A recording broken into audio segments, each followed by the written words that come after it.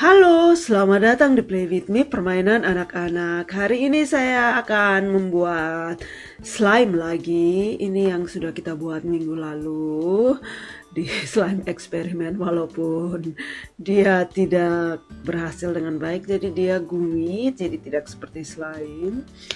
Dan ini tidak elastis dan cepat patah, jadi seperti gummy. Jadi intinya ini bukan slime, kita akan buat yang baru, jadi kita akan menambah airnya. Jadi kali ini 3/4 air, kali lalu hanya setengah, dan kemudian mencampur dengan bumbunya dan 10 menit menunggu.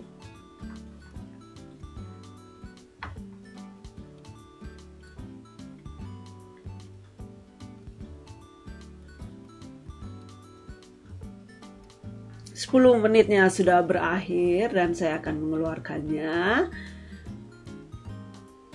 Ya, saya harap ini berfungsi dengan baik karena saya menambah airnya lebih banyak. Ya, dan ini benar-benar gelibi ya dibandingkan dengan yang pertama. Ya, tadi yang pertama sangat kering dan ini ya seperti slime yang saya kenal.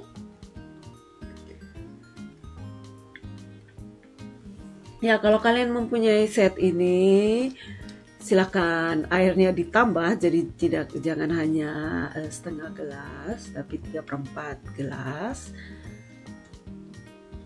Dan ya, dia elastis dan cepat dan patah juga, bukan cepat patah tapi patah. Seperti ini Intelligent Technique.